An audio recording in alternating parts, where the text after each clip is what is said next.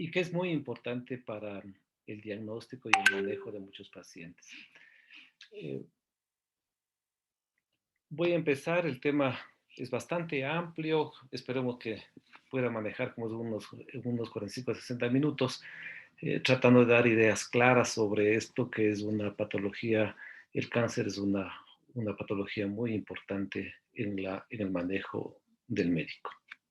Bien, estos son mis conflictos de interés. Ya acabo de nombrar, como es Leslie, yo soy docente de la Central del Ecuador, de la Católica del Ecuador, de la Escuela Latinoamericana de Oncología, del Hospital La Policía y el Hospital Los Andes.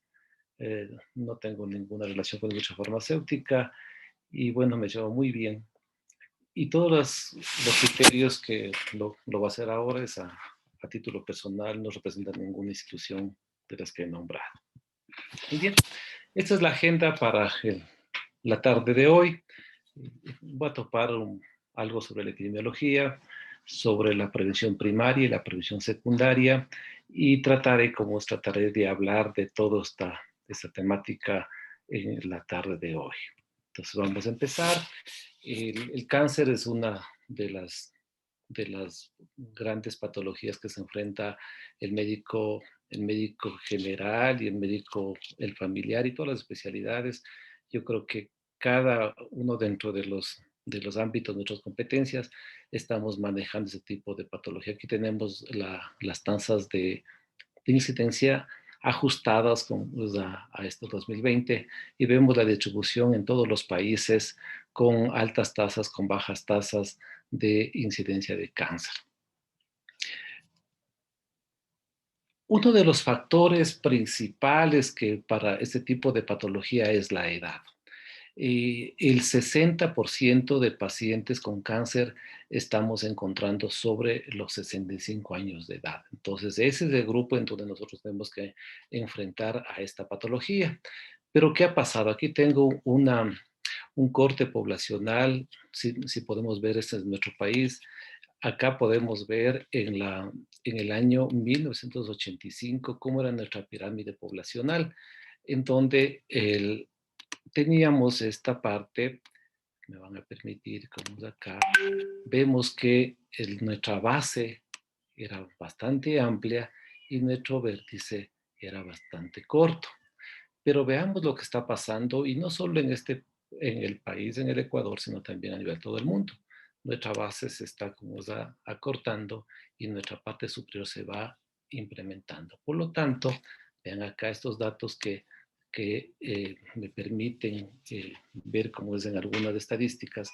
Dice que actualmente el 74% de pacientes en el planeta vivirán 60 años y de ese grupo el 34% llegarán a los 80 años. Entonces ahí está uno de los primeros factores para el cáncer. La esperanza de vida también ha incrementado. En el año cuando una persona llega a los 60 años, en el 2006 la esperanza tenía de 17 años para los hombres y para las mujeres 21 años. Y en países desarrollados están en 19 a 23 años. En América Latina, ustedes pueden ver que para el año 2050 habrá el mismo número de personas de tercera edad con menores de edad. Entonces, este es uno de los factores principales para el cáncer, la edad.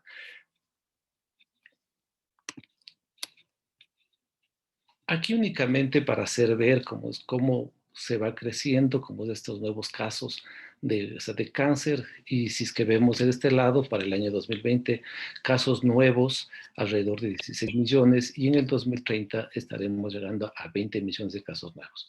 Acá vemos también todos los tipos de tumores en donde se van incrementando, y tanto si ustedes ven la comparación entre la incidencia del 2020 desde el 2000 al 2020, todos van creciendo, ¿no? Y aquí hay una cosa muy interesante que también voy a topar en esta parte sobre lo que es el diagnóstico precoz, y vemos que cáncer de próstata, cáncer de colon y recto y cáncer de mama son los que más se van incrementando en incidencia en los últimos años, quizás a políticas públicas, a diagnóstico precoz, a concientización de la gente que va y busca cómo es encontrar su enfermedad. Ah, Y digo, y busca encontrar esa enfermedad, porque para el diagnóstico precoz de cáncer, ya voy a hablar sobre lo que es la prevención primaria y lo que es la prevención secundaria, y el objetivo es la prevención secundaria, para encontrar enfermedad temprana, menos de etapas en lesiones preneoplásicas o tumores estadio 1 o estadio 2 máximo. Porque eso al final, cuando nosotros encontramos ese tipo de tumor, etapa 1 o etapa 2, vamos a impactar en la sobrevida global, que es el objetivo, y vamos a curar a este tipo de pacientes. Acá únicamente para ver lo que está pasando tanto en el hombre y en la mujer. Esos son datos del Registro Nacional de Tumores de aquí de Quito, que es uno de los mejores registros a nivel como es Latinoamérica, que nos da para ver cómo se está comportando, o sea, cómo se están comportando diferentes tipos de tumores. Y, y tenemos nuestra misma epidemiología con los países desarrollados, en donde el cáncer de mama, cáncer de próstata, cáncer de colon son las patologías mucho más frecuentes que se encuentran en este tipo en el país. Pero también nosotros tenemos otros problemas. Por ejemplo, el cáncer gástrico es una patología frecuente en nuestro medio, que estamos llegando a diagnosticar etapas 3 y etapas 4. Entonces, aquí no tenemos una medida preventiva que se sostiene en el tiempo, porque mientras más encontremos etapa 1 o etapa 2, estos son los tumores que van a impactar en la sobrevida global de los pacientes. Las políticas públicas han sido importantes. He hecho ver que la incidencia de cáncer se va incrementando conforme va pasando el tiempo y la edad. Estamos diagnosticando también algunos tumores en etapas más tempranas, y una de las cosas que es importante, que la mortalidad está descendiendo. Entonces, la mortalidad, sí, vemos que en los dos van disminuyendo, y quizás el impacto global es porque estamos encontrando cada vez etapas 1, etapas 2 de enfermedad. Por lo tanto, es muy importante esta charla de diagnóstico precoz de cáncer. Es fundamental porque permite encontrar etapas tempranas. Vean, aquí tengo también una diapositiva como es bastante interesante, en donde todas las personas, conforme vamos aumentando la edad, vamos a ir a- vamos a tener un riesgo de cáncer. Y aquí dice que todos los tumores en todos los sitios, el riesgo en la mujer es de 3 mujeres, una persona tendrá cáncer en cualquier etapa de su vida. Y así podemos ir viendo por cada tipo de tumor: 8 de uno en cáncer de mama, 16 de uno en cáncer de pulmón, y vamos descendiendo. Igual pasa lo mismo en el hombre, pero en el hombre es 2 a 1. Entonces, de cada 2 personas, uno en algún momento de su etapa de su vida va a tener cáncer. Y tendremos también los tumores de próstata, los tumores de pulmón, que vamos a ir presentando en los diferentes. Claro, estas son estadísticas de Estados Unidos. Acá vemos pues, una patología que es el cáncer, como es el cáncer de de estómago, que para nosotros es un problema, pero para ellos no es un problema, porque las condiciones socioculturales de ellos es diferente. Bueno, algo para empezar a entender cómo podemos enfrentar a esta enfermedad. Vamos, como es, a hablar algo sobre lo que es el mecanismo de la carcinogénesis. Entonces, acá tenemos, este es un video bastante interesante, que nos permite observar cómo eh, cuando va a iniciar una neoplasia, por diferentes factores, las células tumorales, las células normales, sufren mutaciones dentro de su ADN, y poco a poco van cambiando y van creciendo como es este tumor, hasta cuando uno necesita angiogénesis, va incrementando el tamaño porque necesita nutrirse, y posteriormente emigra a través del torrente circulatorio para burlar el estado inmunológico, adosarse a la pared, salir a un órgano y dar lo que nosotros conocemos las metástasis. Y las metástasis pueden localizarse en cualquier sitio, cerebro, pulmón, hígado, hueso, que son las más importantes. Entonces aquí tenemos algo que nos permite ver cómo va creciendo el tumor y dónde nosotros tenemos que intervenir. Entonces, para diagnóstico precoz, cuando nosotros queremos intervenir, es en esta fase. Antes, aquí tenemos que intervenir. Antes de que la célula esté, como se esté, cambie su ADN y comience a crecer. Entonces, toda la conferencia del día de hoy que estoy ofreciendo es aquí, en este sitio, es en donde tenemos que intervenir. Cosas que podemos intervenir, cosas que no podemos intervenir. Y se ha identificado ya, porque cuando nosotros ya tenemos toda esta etapa de la carcinogénesis, la angiogénesis, la invasión, el embolismo, la adherencia y las metástasis, ya estamos con enfermedad. Entonces, en la prevención primaria y en la prevención secundaria es dirigido a las personas completamente sanas y que podemos actuar haciendo cambios de hábito, porque aquí lo importante para luchar con nuestra enfermedad es cambiar nuestros hábitos de vida. Vean aquí, es una diapositiva, como esta es una diapositiva con un tumor de la mama. A veces uno cuando encuentra ese tipo de patología y ve, y ahí es cuando dice, está fallando más, porque esto ya no es un diagnóstico precoz, este ya es un tratamiento, un cáncer de mama avanzado. Eh, y esta diapositiva, por ejemplo, es muy importante para entender por qué los pacientes llegan en etapa avanzada y en dónde nosotros tenemos que actuar. El cáncer, como es una enfermedad de tipo microscópico y, y cuando comienza a aparecer, hay una etapa preclínica. Esta es la etapa preclínica que si es que vemos en esta curva de crecimiento con Persiano, estamos viendo que la fase preclínica está alrededor de 5 años. Y nosotros cuando diagnosticamos un tumor, cuando diagnosticamos el tumor, cuando hay los límites de extensión clínica, los síntomas y los signos, como lo vemos en la parte clínica, ya ha pasado 5 años de evolución de la enfermedad. Por lo tanto, estamos ya enfrentando a una enfermedad avanzada en muchos casos. Porque si ustedes recuerdan a la diapositiva del mecanismo de la carcinogénesis, a 2 centímetros cúbicos empieza el mecanismo de la angiogénesis, porque las células tumorales comienzan a crecer, en la parte central produce hipoxia y produce hipoglicemia, y ese periodo de la hipoxia y hipoglicemia lo que hace es la creación del factor de crecimiento del endotelio vascular. Con eso va a producir angiogénesis y linfangiogénesis.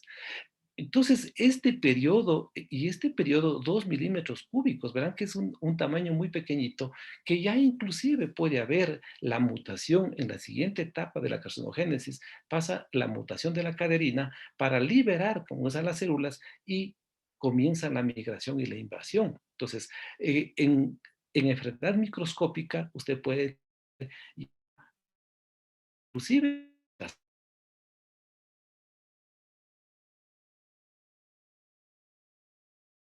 en esta fase preclínica es como es importante. Entonces aquí viene 2 periodos. Un periodo que es la parte que es la prevención primaria, donde debemos modificar nuestros hábitos de vida, y después en esta fase, en la fase de este crecimiento, viene la prevención secundaria en algunos tumores que podemos diagnosticar tempranamente.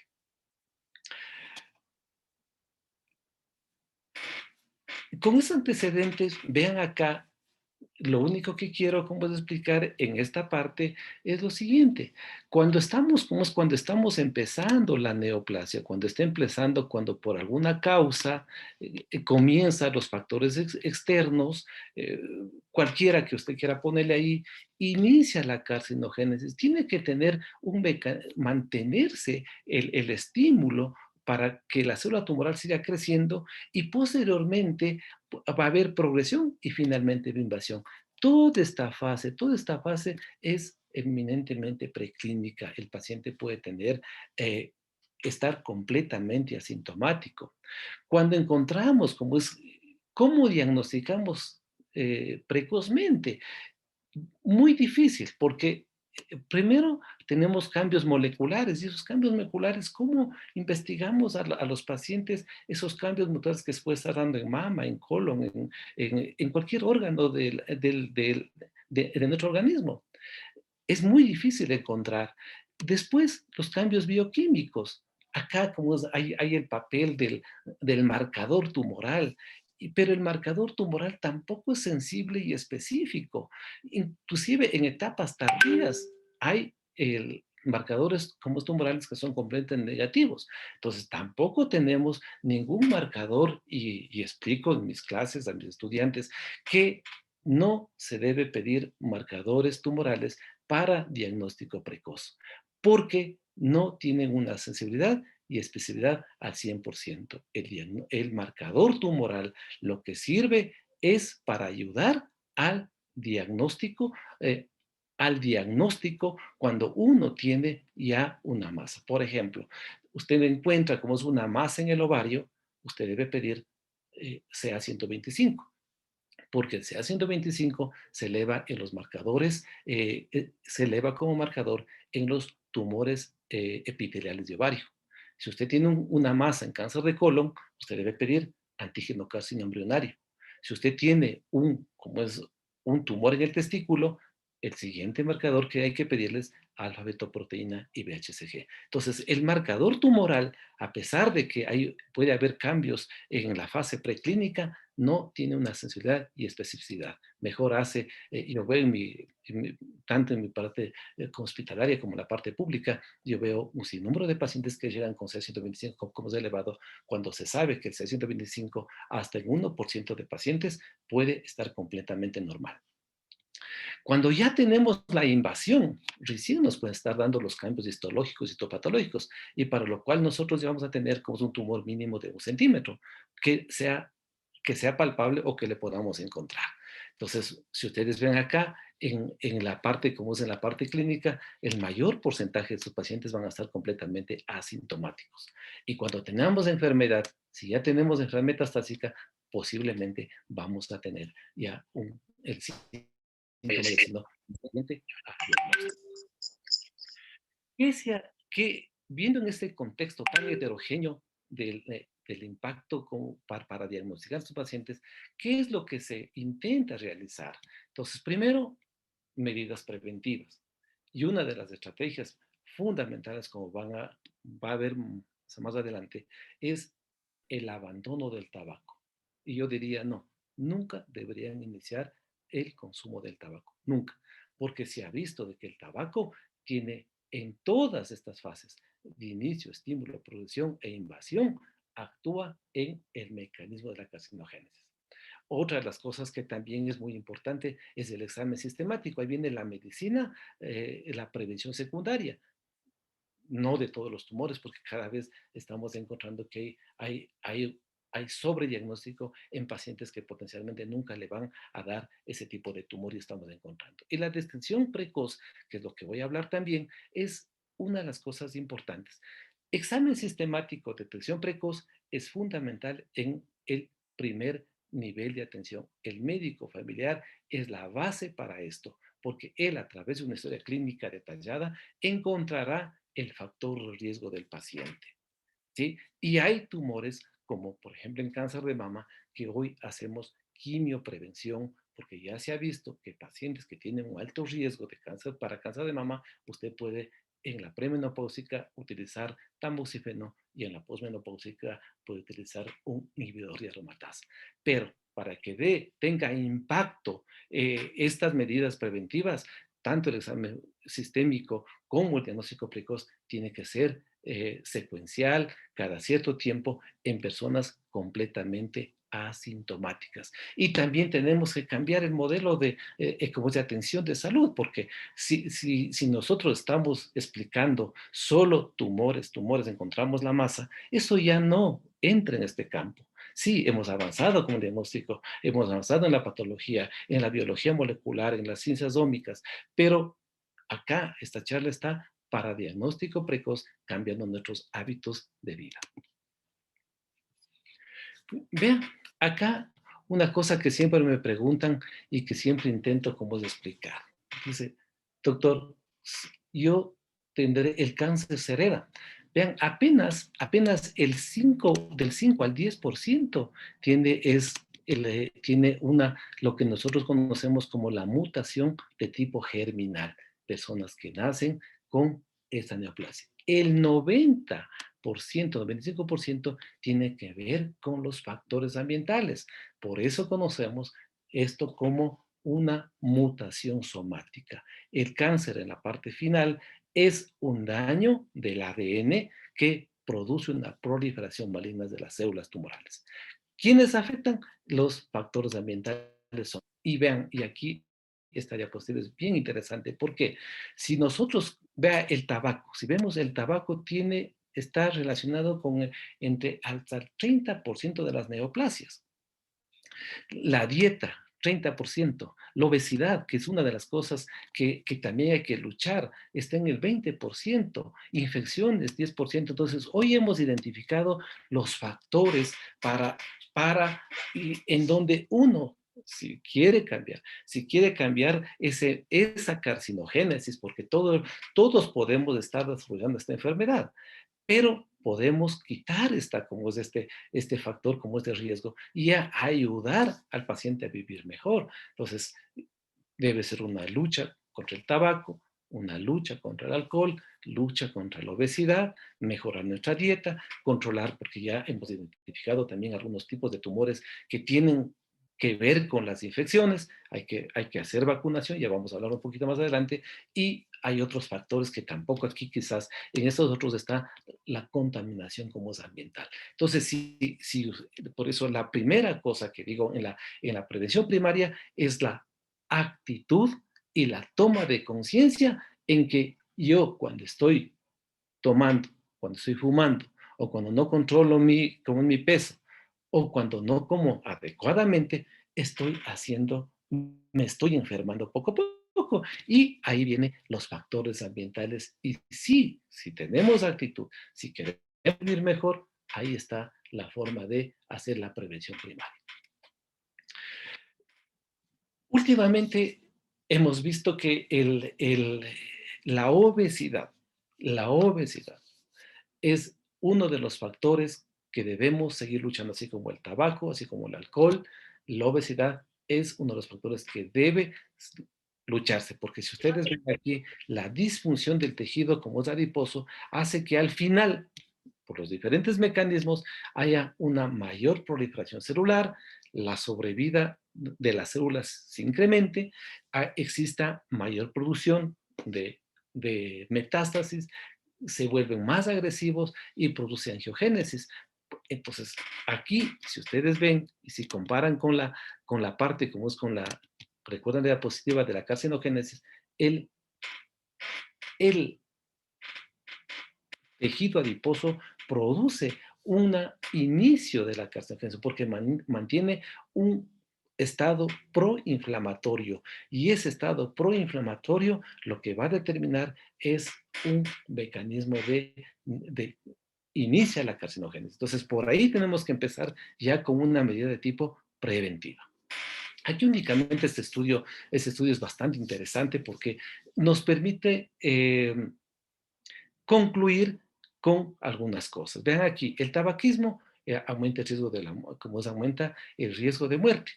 ¿Sí? El humo del tabaco, del cigarrillo, aumenta la expresión del COX-2 y libera prostaglandinas. Y también estimula, que esas al final van a estimular las vías inflamatorias y también van a estimular la angiogénesis. Por lo tanto, el tabaco, en este estudio, lo que cientos de papers que existe, lo que produce es un estado proinflamatorio. Igual acá cuando también vean a esto cómo se va asociando el estrés, la depresión, el incremento del cortisol, las interleuquinas y al final todo lo que van a producir un estado inflamatorio crónico. Entonces ahí la prevención primaria va a estar muy claro en dónde tenemos que actuar y dónde tenemos que, inclusive aquí entra como es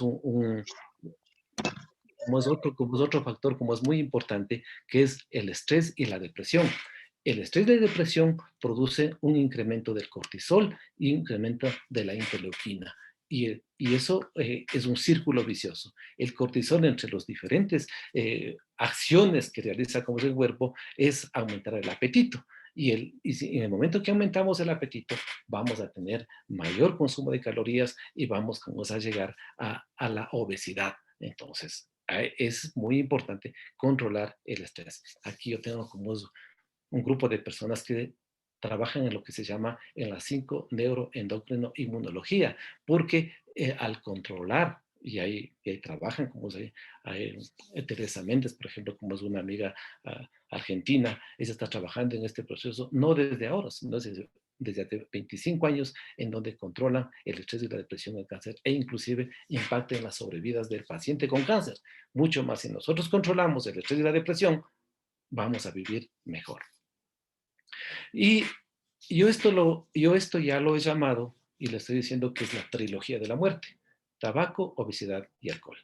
Si nosotros, esto que produce en la parte final es un estado proinflamatorio que va a desencadenar la carcinogénesis y tendremos enfermedad. Por lo tanto, la trilogía de la muerte, si tenemos actitud, si queremos cambiar nosotros, no tabaco, no alcohol y controlar el peso. Para diagnóstico precoz está aquí la fortaleza. Primero, prevención primaria y la prevención secundaria. La prevención primaria está en dos grandes grupos. Uno que es la toma de conciencia y otra que es la educación. Entonces, la toma de conciencia es personal. Si nosotros queremos cambiar esto para no enfrentarnos, ¿no? Porque en mis pacientes yo llego y cuando encuentro un cáncer estadio 4, la sobrevida de 3, 4 meses, todo el mundo asustado. Pero no hay, uno pregunta cómo fue su vida y vemos ahí que sí podíamos haber cambiado. Pero a pesar de tener esos cambios, también vamos a tener como es neoplasia. Eso no nos va a salvar porque es una enfermedad de tipo degenerativa. Como decía, 65% de pacientes con cáncer están sobre los 65 años de edad. Entonces, la toma de conciencia es fundamental. La educación, como estos seminarios, cuando me invitaron, inmediatamente dije, bueno, conversemos sobre ese tema tan amplio, pero tratemos de resumir. Y el programa de diagnóstico precoz, que eso debe ser constante. ¿Quién debe ser aquí? No hacerse los exámenes por donde quiera. Es fundamental que el médico, su médico de cabecera, el médico familiar o el médico internista es el que debe orientar porque va a sacar el factor de riesgo y de acuerdo a eso va a solicitar los exámenes. No se puede pedir por donde quiera, porque cuando ya estamos viendo que muchos tumores, por ejemplo, el impacto en sobrevida no es como uno quisiera cuando encontramos los tumores tempranos. Entonces hay la discusión ahora, como es ahora, ya hay discusión si debo de hacer diagnóstico precoz. Y ustedes vieron como es en la primera lámina que nosotros a nivel del país tenemos la primera causa es cáncer de tiroides. Y cáncer de tiroides está en la primera causa porque se ha diagnosticado más. Pero ya hay guías internacionales que dicen que no debemos realizar como diagnóstico precoz de cáncer de tiroides, salvo que tenga sintomatología. Y eso es una lucha ahora porque toda la gente, como estamos pidiendo, pues, usted va a la consulta, se hace una ecografía de cuello y inmediatamente hoy como tenemos buenos ecógrafos, buenos radiólogos, nos está encontrando lesiones muy pequeñas, se le está haciendo un PAP y estamos teniendo cáncer de tiroides. Entonces, estamos realizando y en un seminario que hicimos con la Escuela de Latinoamérica de Oncología, claramente como se determinó de que no se debe hacer diagnóstico precoz en cáncer de tiroides. La prevención primaria, entonces, la prevención primaria, ¿qué es la prevención primaria?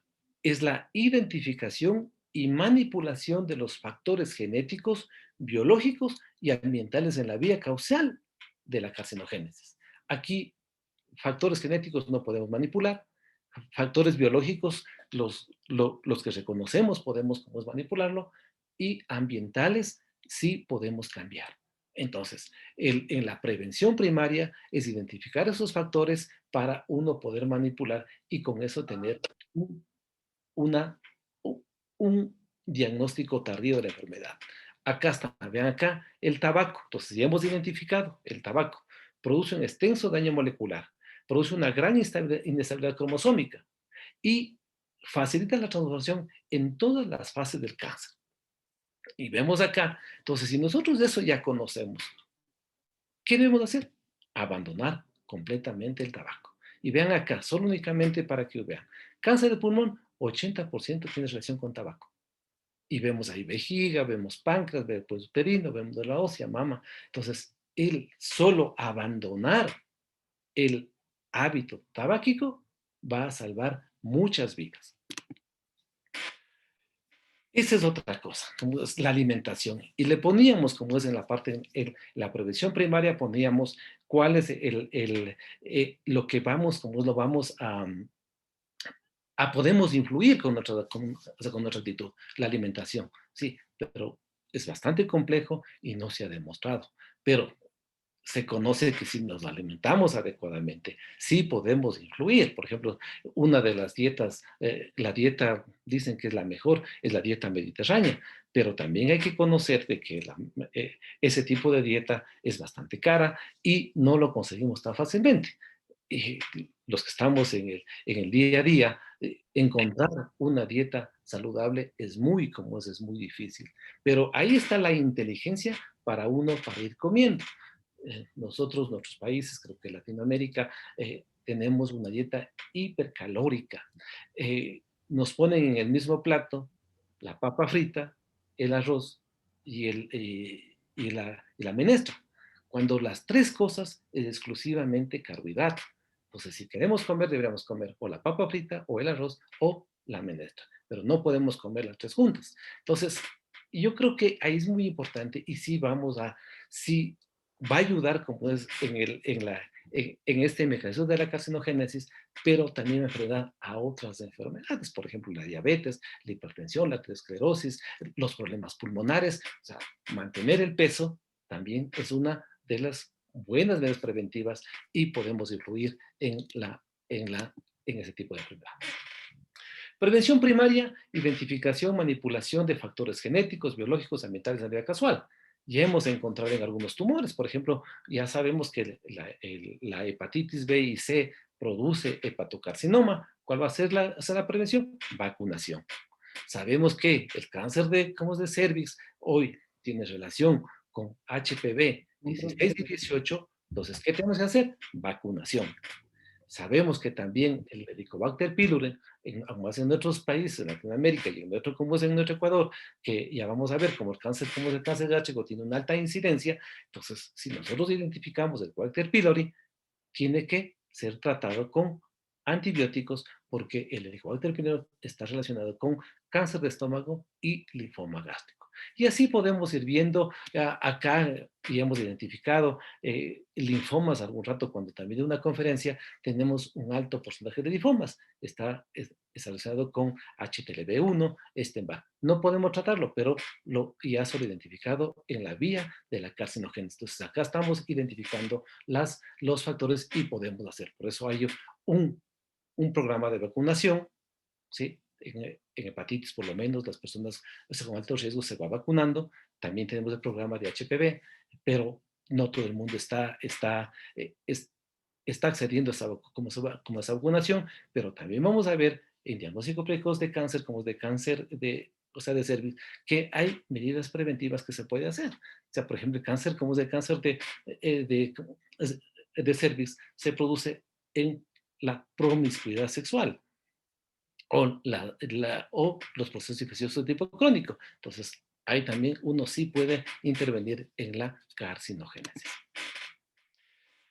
Carcinógenos químicos. Bueno, aquí sí, usted puede echarle la culpa a todo, porque como no se ha identificado así claramente, si vamos evaluando, cada tipo de tumor tiene una relación con algo.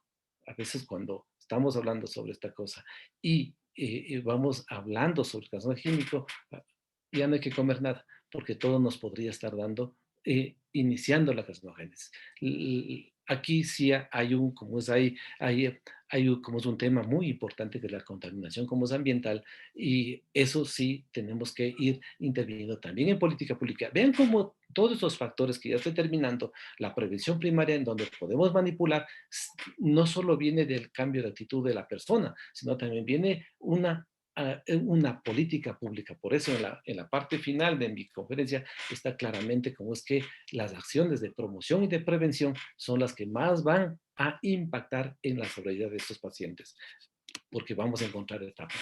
Aquí tenemos como este es un programa bien interesante, ellos como es la Organización Mundial de la Salud, ellos han visto de que estas enfermedades, por ejemplo, cáncer de mama, cáncer de cervix y cáncer de colon recto, son los que tienen mayor impacto.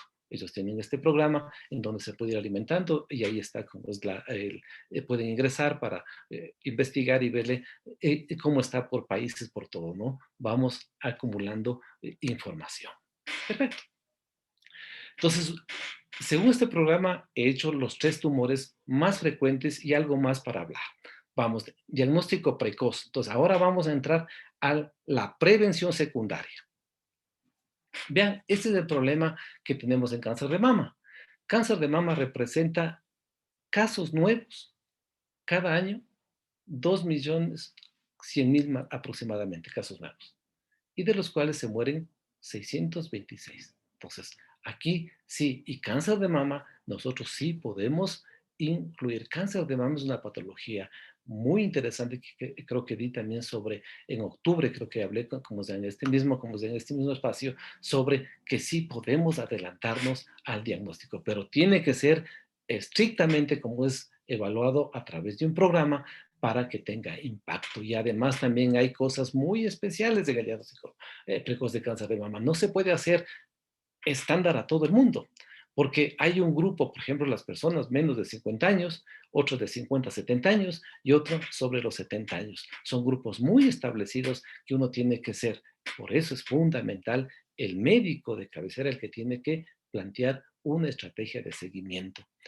También tenemos cáncer de mama. Yo tengo como es gente de 28 años, la más jovencita, pero también he tenido personas de 92 años. Entonces, hay un gran espacio en donde uno debe hacer. No se puede estandarizar porque también ya se está hablando de que en cáncer de mama, a pesar de que estamos llegando a etapas tempranas, también estamos sobrediagnosticando. Entonces, el verdadero impacto en la sobrevida está en el grupo de 50 a 70 años, donde debe ingresar el diagnóstico precoz. Vea, este es como es así más o menos, es la evolución del cáncer de mama, un porcentaje acumulativo que va, si es que, si ustedes ven una cosa que es como llama mucho la atención, ¿no? Que si nosotros llegáramos como es a los 80 años de edad, la posibilidad de una persona con una persona mujer tendría la posibilidad de tener un 94% de cáncer de mama porque es una enfermedad de tipo generativa. Así, en la mujer joven también, como tenemos la posibilidad del 0.6%. Entonces, aquí está este grupo. Este es un grupo bien interesante, me parece que tengo separado. Sí, este es un grupo bien, bien interesante como esta heterogeneidad para hacer el diagnóstico precoz de cáncer de mama. Ven aquí, tenemos esto, fue publicado en el año 1991, hace ya casi hace 30 años, en donde Harris estudió la evolución del cáncer de mama. Y vean, acá tenemos, y aquí está como es el papel, y se marca completamente, donde podemos nosotros como es incluir. El éxito está de encontrar acá. Y aquí es el papel de la mamografía de búsqueda.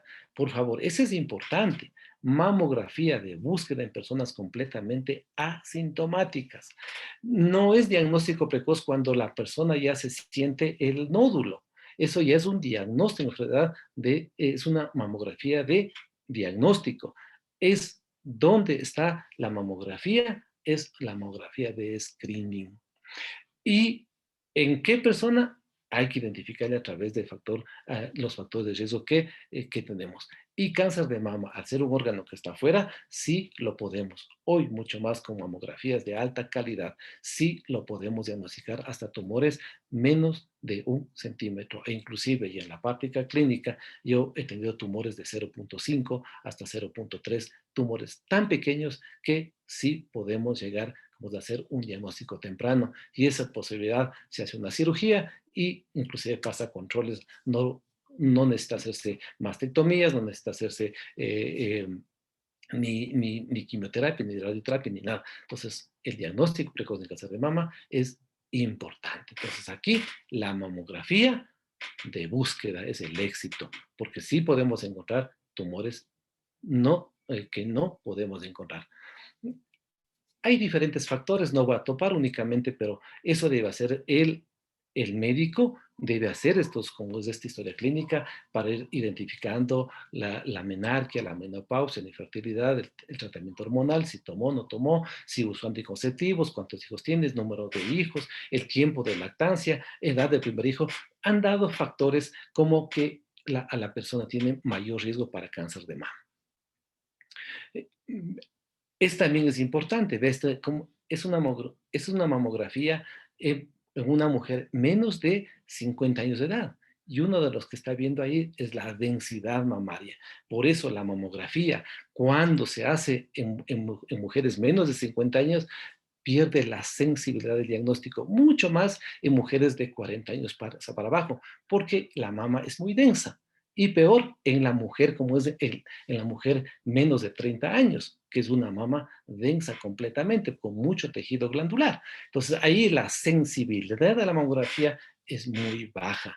Y ahí es importante ayudarse, si es que la persona de menos de 40 años tiene alta posibilidad de cáncer de mama, lo que tenemos que hacer es a lo mejor una resonancia magnética, hacer mamografías, combinar mamografías y ecografías. Otra de las cosas que también yo veo en mi práctica clínica, que hoy se hace mamografía y ecografía para diagnóstico precoz de cáncer de mama. Y no es así. La mamografía es el único elemento para hacer diagnóstico precoz. Nos ayuda la ecografía, sí, cuando hay la sospecha de que usted está encontrando alguna cosa como es en la mamografía, o en las mujeres jóvenes con alto riesgo, potencialmente podría entrar como de hacerse una ecografía mamaria, o directamente, si es que ya hay la sospecha, irse a una resonancia magnética. Pero ¿qué quiero decirles? Que en este grupo, menos de los 40 años, no se puede menos de los 50 años, no podemos estandarizar a todos a hacer mamografía, sino exclusivamente con esas personas que tienen un alto riesgo. Para eso, la experiencia del médico es a quién va a solicitar. Vean, acá tenemos una mamografía que es completamente ideal. Aquí ya es persona sobre los 50 años de edad. ¿Y qué nos está indicando? Nos está indicando aquí un reemplazo graso y aquí está entonces ahí si usted compara la anterior con esta, ahí está el tumor y es un tumor menos de 1 centímetro. Entonces, para eso sirve la mamografía bien tomada. Eso también es muy importante, porque la gente que realice mamografía tiene que tener la experticia para encontrar estas lesiones. Inclusive esto ya podríamos estar hablando que ha pasado mínimo 5 años, porque estamos hablando de un tumor de 1 centímetro. Podemos encontrar hasta microcalcificaciones, ¿sí? Más allá de 10, para encontrar un tumor. Ahí nos ayudaría la mamografía o nos ayuda la ecografía, que es muy importante, pero es no para diagnóstico precoz, sino es una ayuda cuando ya tenemos una sospecha. Así encontramos nosotros. Esto ya no es un diagnóstico precoz. Ve, aquí tenemos un cáncer de mama localmente avanzado, tenemos una gran masa en la mama, ¿sí? Y tenemos múltiples ganglios. Eso no es diagnóstico precoz, eso es ya un diagnóstico de enfermedad avanzada. Cáncer de cervix. Vean lo que pasa como es en el mundo, de acuerdo a cómo es a la Organización Mundial de la Salud. Representan el 6,6%. ¿Cuántos casos tenemos en el mundo? Casi 570,000 casos, nuevos a nivel global y de los cuales se mueren 311. Y si analizamos y lo vamos determinando un poquito más, van a encontrar que en los países más pobres es donde más está el cáncer del cuello uterino. Y yo ayer nomás comentaba, preparando esta conferencia, les decía, este tumor nadie debería morir. Y deberíamos encontrar en lesiones preclínicas, preneoplásicas, perdón, preneoplásicas, si tuviéramos la conciencia, pero este cáncer también es conocido como el cáncer de la pobreza. El cáncer de la pobreza, la gente no accede a hacerse el Papa Nicolau. Y solo con el simple Papa Nicolau hemos ido diagnosticando y creo que se han salvado muchas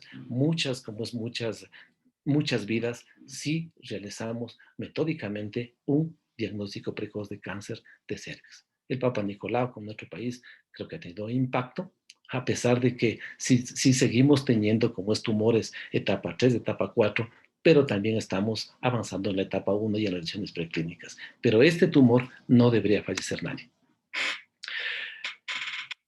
Alguna cosa sobre este tipo. ¿Dónde se presentan este tipo de tumores? En los países subdesarrollados. Pero a pesar de que estamos, como es, encontrando más, también la sobrevida, la mortalidad ha disminuido porque estamos encontrando mayor porcentaje de carcinoma in situ. Pero todavía en nuestro país, yo todavía veo pacientes etapa 4, etapa 3 con insuficiencia renal, que debutan con insuficiencia renal porque el tumor infiltra para adelante y para atrás. Vean acá, pero sí podemos nosotros, como es, actuar. ¿Qué podemos hacer? Vean, un factor de riesgo, relaciones sexuales precoces. Múltiples compañeros sexuales, fumadores. Entonces, vean ahí, y también tenemos la infección virales, como ya les dije, se ha identificado alrededor de 66 tipos de HPV y estos que están los más numerados, como los que están como aquí numerados, son los que más tienen riesgo para cáncer. Entonces, si nosotros tomamos la conciencia, por eso les decía, cuando me pidieron que hable sobre esta cosa, es para tomar conciencia en cosas importantes. Vean acá. Nosotros sí podemos influir en la carcinogénesis, sí podemos. Relaciones sexuales precoces, múltiples compañeros sexuales y personas fumadoras. Yo creo que si tenemos la actitud, si queremos vivir mejor, hay que influir en esa parte. Bueno, aquí como es algo únicamente como es, dice cuándo empezar, a los 21 años de edad, y luego de 3 años de inicio de la actividad sexual. ¿Sí? ¿Hasta cuándo? Hasta los 30 años, y si es normal, hasta los 65 años uno puede ir haciendo cada 3 años y posteriormente se suspende. El porcentaje de cáncer de cervix está entre los 30 hasta los 60 años. También tenemos personas jóvenes y también tenemos personas sobre esas edades. Pero en ese grupo, entre los 30 hasta los 60 años, es en donde tiene que entrar el Papa Nicolau para mejorar la prevención. Entonces ahí también habrá, hoy nosotros el HPV, como es en la parte, como es en la parte oncológica, estamos viendo un incremento cómo es de patologías, por ejemplo, vemos el cáncer de cervix, vemos los cánceres de cabeza y cuello, ¿sí? Y también vemos el cáncer de canal anal. Estamos viendo un incremento por los hábitos de las personas. ¿Okay? Acá la vacunación está indicada, porque yo creo que como se han identificado dos cepas que produce cáncer, tenemos una estrategia preventiva, además de la abstinencia, de la promiscuidad sexual, todas esas cosas que uno sí puede controlar, dejar de fumar, pero también se ha identificado la vacunación. Y aquí hay como es el debate a quién debo vacunar, inclusive como también hubo como es un webinar sobre esto, exclusivamente vacunación para HIV, pero mi pensamiento. Las personas que deben ser vacunadas es las personas que no han tenido relaciones sexuales o si lo han tenido, deben hacerse la prueba de detección para ver si no hay infección. Si no, no hay ninguna estrategia para vacunar. Y también aquí se habla también la vacunación como es al hombre, ¿no? También es otra estrategia que también puede hacerse de tipo preventivo. Diagnóstico precoz de cáncer de recto. Vean lo que dice, cómo es lo que dice, qué pasa, cómo es en el mundo. Cáncer de colon y recto representa alrededor de 1.8 millones de casos nuevos y de los cuales se mueren 881. Y también yo creo que cáncer de colon y recto sí podemos llegar a un diagnóstico precoz. Sí podemos. ¿Cuál es? El cáncer de mama, condiciones socioculturales altas. Cáncer de, como cervix, condiciones socioculturales bajas. Cáncer de colon, condiciones socioculturales altas. Entonces, a ese grupo tenemos que hacer la prevención secundaria, porque ahí vamos a influir ¿cómo es? En el cómo manejo. Vean, ¿qué es lo que se pide? Hacer las aeroculteneses, la colonoscopia y el tacto rectal. ¿A qué persona? A partir de los 50 años. Si existen antecedentes patológicos familiares, empezar a los 40 años, 10 años antes. La frecuencia entre la colonoscopia de 5 a 10 años y la suspensión a los 75 años. Pero ahí, en la persona sobre los 75 años, uno tiene que, si es que si está sano completamente, debe quedar también abierta la posibilidad de, porque también ese grupo de personas también van a tener neoplasia. El objetivo está acá, ¿no? Tratar de encontrar la enfermedad en pólipos, no así como la imagen del lado derecho, en donde tenemos evidentemente ya el tumor. La prevención mejora las condiciones de vida, incremento de fibra, ahí también se habla sobre el incremento de fibra como medida preventiva. Y este es el diagnóstico, y le puse, la Organización Mundial de la Salud le pone al cáncer de mama, al cáncer de seno, al cáncer de colon, pero en otros países, específicamente como es de Ecuador, tenemos al cáncer gástrico. Vean, el cáncer gástrico es un gran problema. O sea, para nosotros es un grave problema y creo que para Latinoamérica es un grave problema. ¿Cómo se debe llegar con un diagnóstico precoz? A través de una endoscopia digestiva alta. ¿Cuándo empezar? A los 40 años. ¿Sí? Y también es importante, el cáncer gástrico es el cáncer de la pobreza. Entonces aquí tenemos el cáncer gástrico, el cáncer gástrico y el cáncer de cervix son del cáncer de la pobreza. En mi carrera, como médico por muchos años, y la mayor parte yo he visto etapas 4, 70-80% de etapas 4. La etapa 2 y 3 alrededor sería un 15% y apenas 5% etapas 1.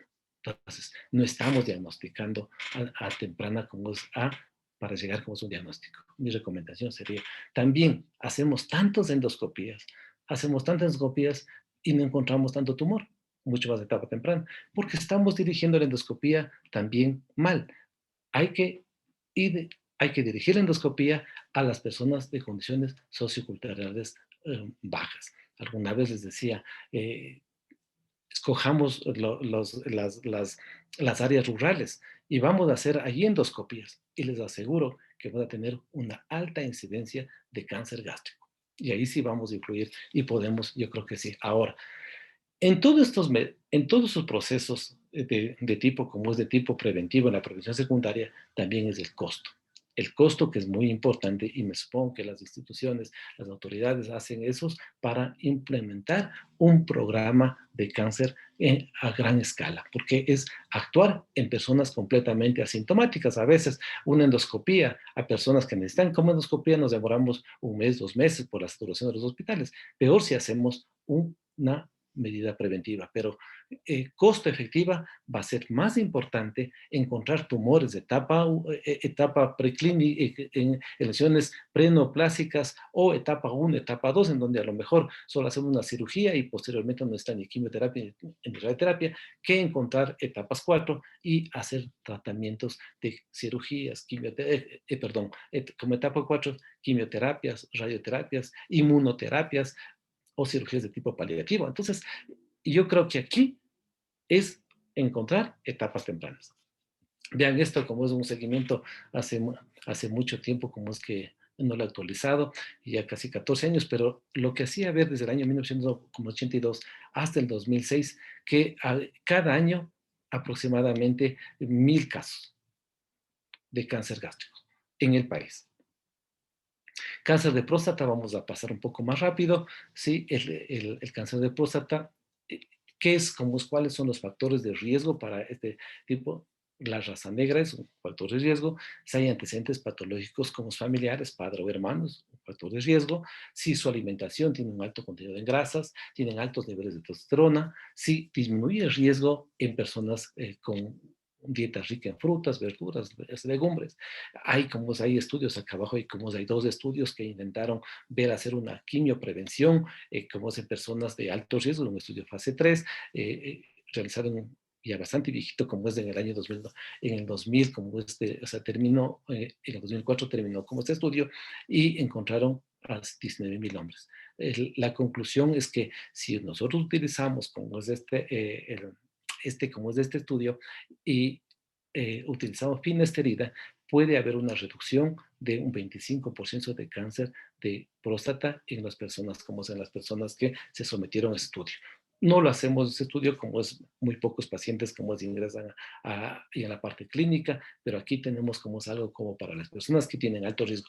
Por eso, fundamental la historia clínica para identificar la persona que se puede beneficiar de estos tratamientos. También hay como es el estudio, como se lee, que utilizaron vitamina E y vitamina C, pero encontraron que no existe beneficio.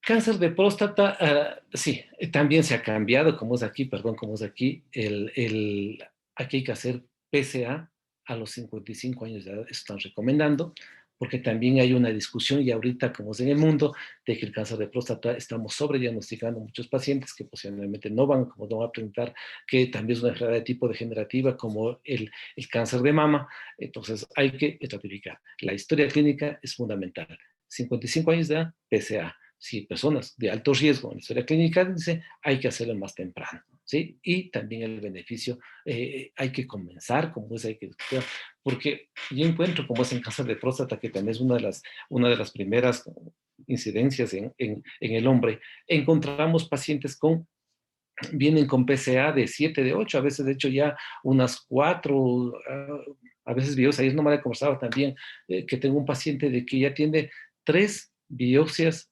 transrectales con PSA de 8, de 9, y todos son negativos. Entonces también el impacto también es importante. Entonces, este tipo, y se va discutiendo si verdaderamente tiene impacto en la sobrevida.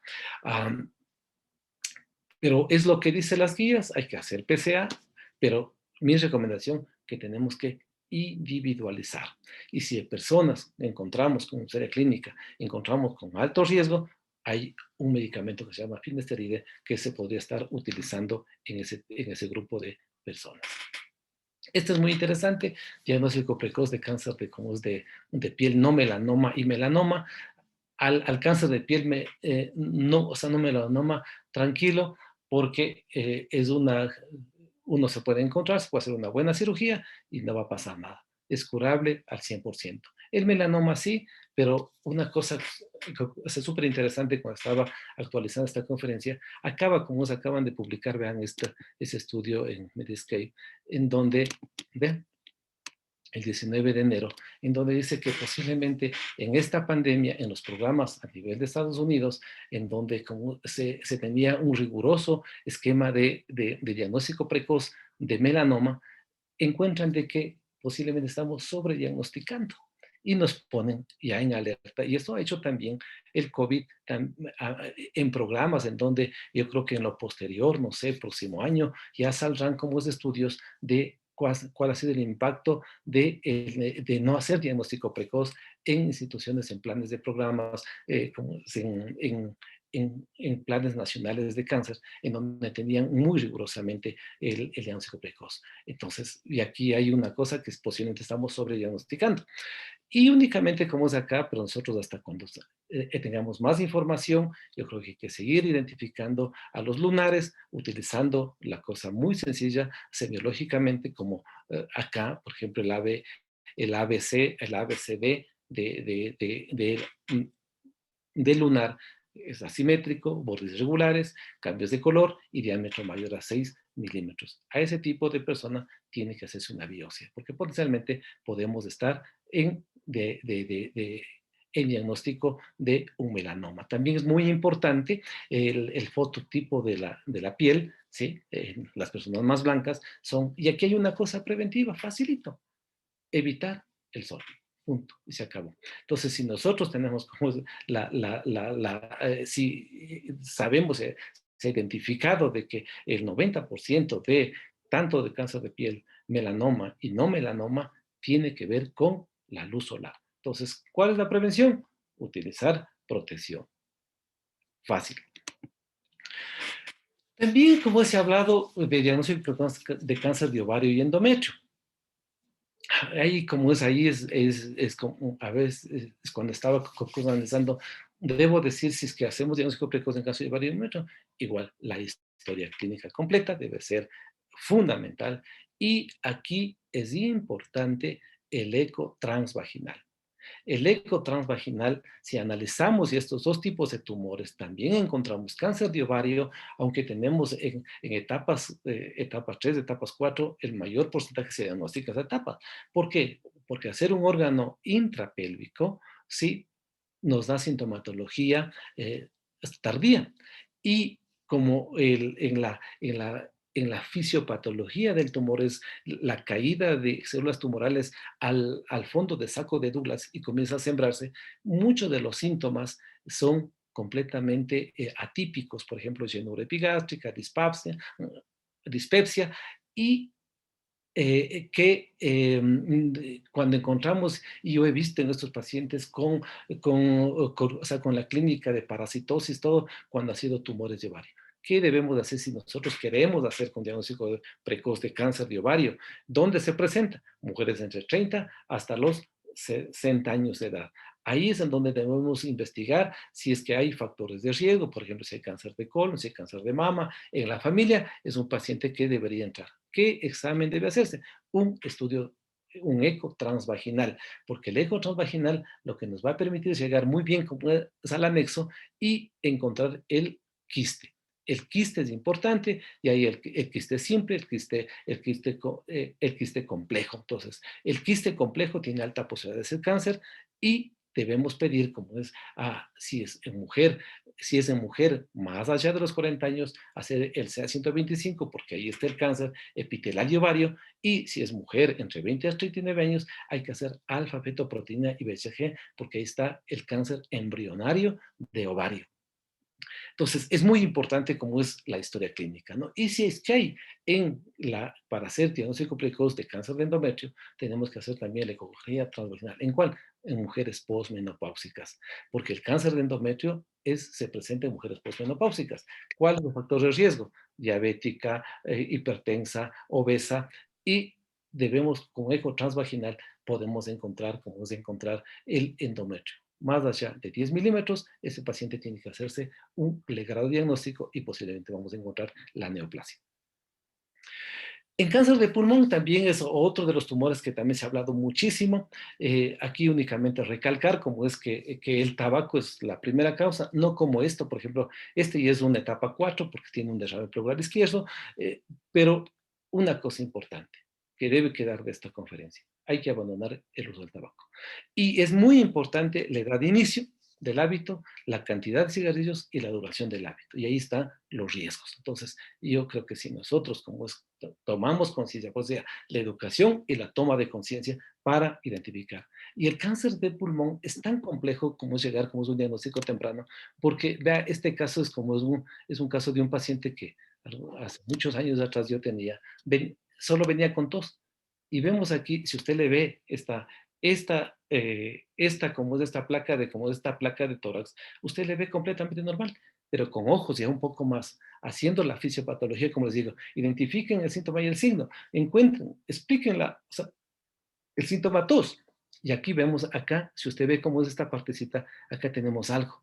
En el momento que como hacemos la tomografía, vean, entonces tenemos acá la masa y tenemos también la grasa mediastina. Esta es una etapa 3. Entonces, es un paciente que aparentemente está sintomático, pero usted ya tiene enfermedad avanzada. Muy bien, entonces ya para ir terminando, fundamental, la prevención primaria es la identificación y manipulación de los factores genéticos, biológicos, ambientales en la vía causal de la carcinogénesis. Muchas cosas no vamos a poder alterar, por ejemplo, la parte genética, imposible. Los biológicos, si identificamos, y los ambientales, yo creo que sí podemos, como es, cambiar.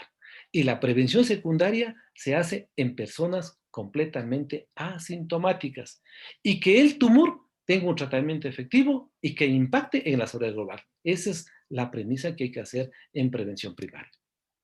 No así como estos. Vamos a ver como unas imágenes. Ve aquí cómo es una masa como es en tórax.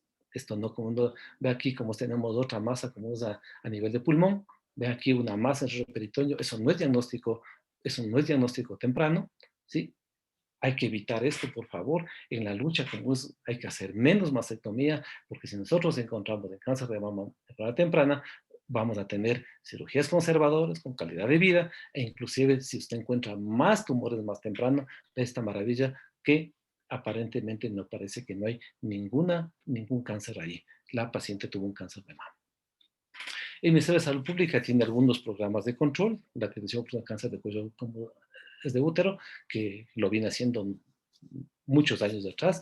También hay un programa de detección oportuna del cáncer de mama, ¿sí? Habría que evaluar totalmente cómo estamos, si no sé si existan datos. La lucha antidebáquica ha sido no de ahora, sino yo creo que de siempre. Y el diagnóstico precoz de cáncer de colon y recto que están liderando desde el Hospital Pablo Arturo Suárez. Entonces, hay cosas que hay que articular, hay cosas desde la salud pública, la que tenemos que seguir trabajando. Y esa es una de las cosas que es muy importante. Al cáncer tenemos que enfrentarle desde una política nacional de cáncer, con una estructura legal, con recursos físicos, humanos, medicamentos, docencia, investigación, procesos bioética y estamos hablando todo lo que es la prevención primaria y la prevención secundaria. Muy discutido, muchas cosas como es que conversar como es ahí, pero es muy importante que tenemos que irnos a el diagnóstico precoz. Y sí podemos en la prevención primaria, sí es la actitud de nosotros la que tiene que modificar esta patología. En conclusiones, el 40% de casos podrían prevenirse evitando factores de riesgo, como ya lo hemos nombrado. El 30% de casos pueden curarse si se detectan temprano y hacen un tratamiento adecuado.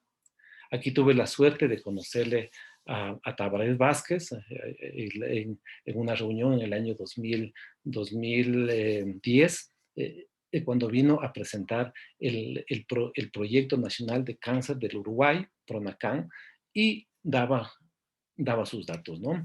Que está con autoridades de Solca y también el ministro de la época.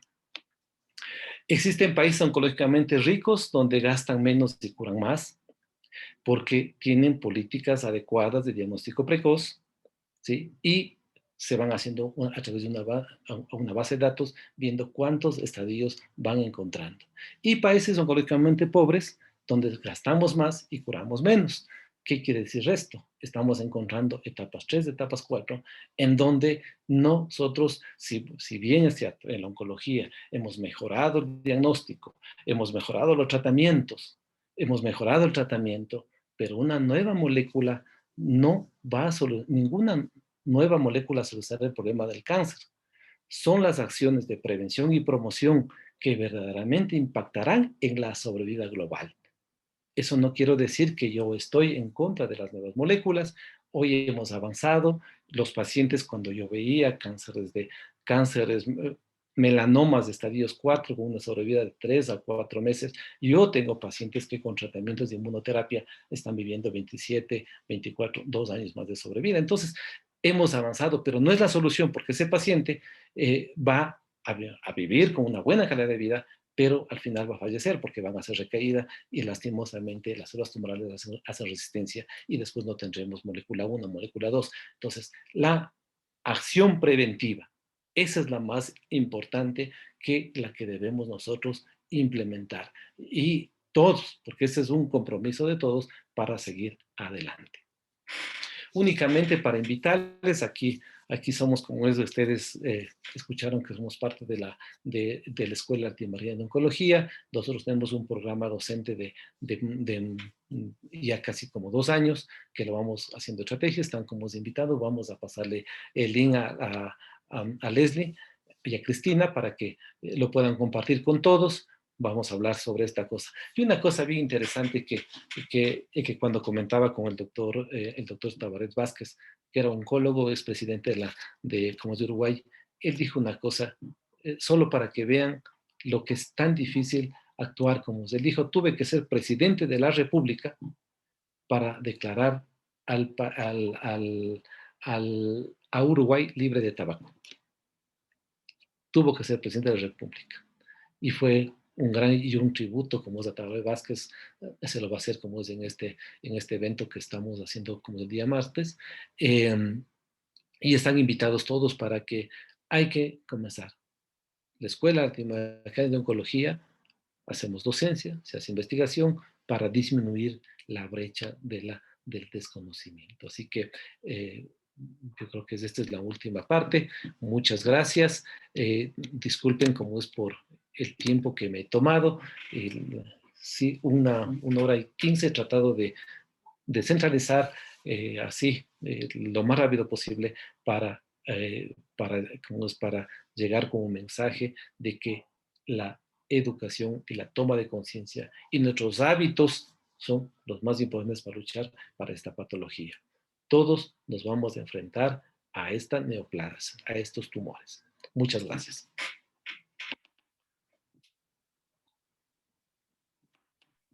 Muchas gracias, doctor Tixi, por esta grandiosa charla. Bueno, les recordamos que pueden dejar si tienen alguna pregunta. De momento tengo una pregunta que me llegó para que nos ayude respondiendo. Ya, con mucho gusto. Dice, ¿qué tan lejos hemos avanzado en el camino de convertirnos en un sistema de salud preventivo antes que terapéutico en el ámbito del manejo oncológico? Muy poco, muy, muy poco. Lo que pasa es que eso va a depender de cambiar nuestra formación. Eh, Creo que hay bastantes estudiantes como asistiendo como es al evento, y nosotros somos eminentemente tipo curativos. Sabemos muy bien identificar la masa, sabemos bien identificar la tos, sabemos bien cómo es hablar de la fisiopatología de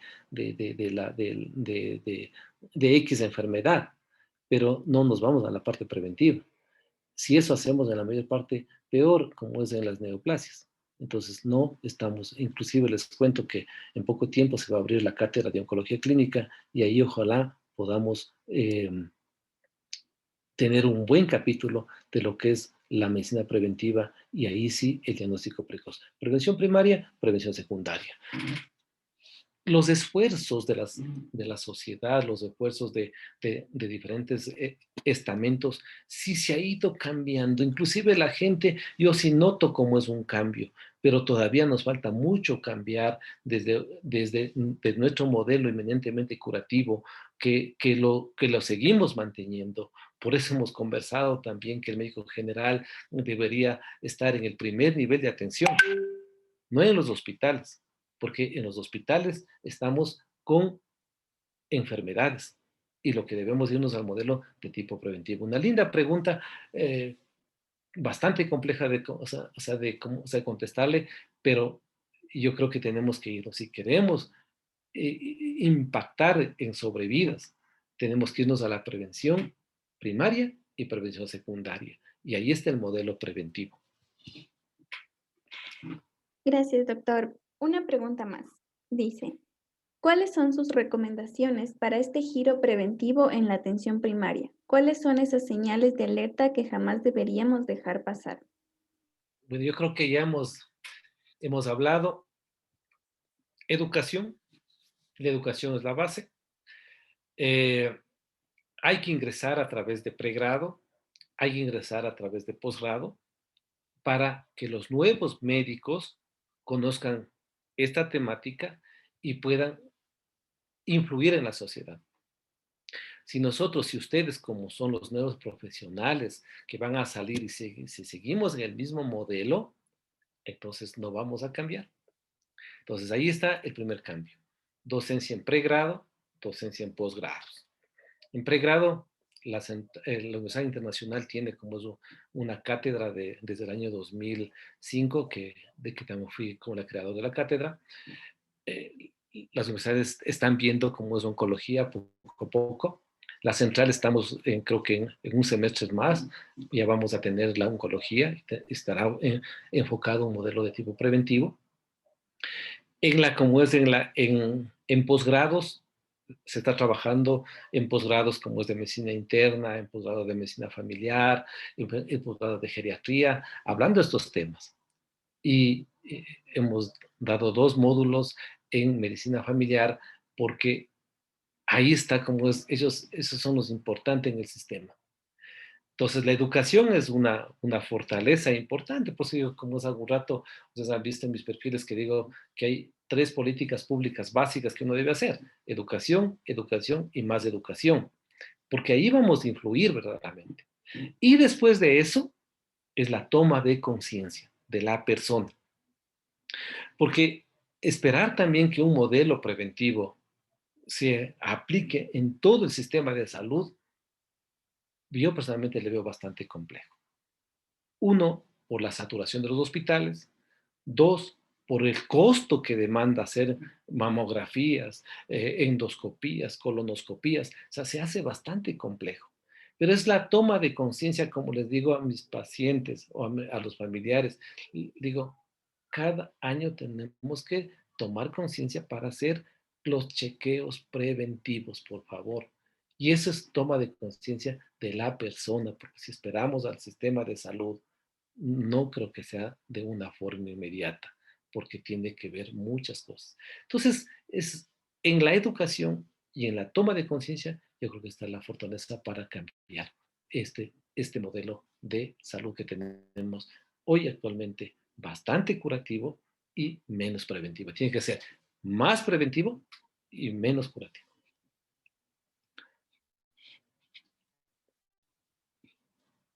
¿Alguna pregunta más? Bueno, Doc, no hay ninguna otra pregunta más. Agradecerle una vez más por la charla de hoy. E igual agradecer a todos los asistentes. El link de asistencia eh, se encuentra en el chat y lo voy a enviar una vez más.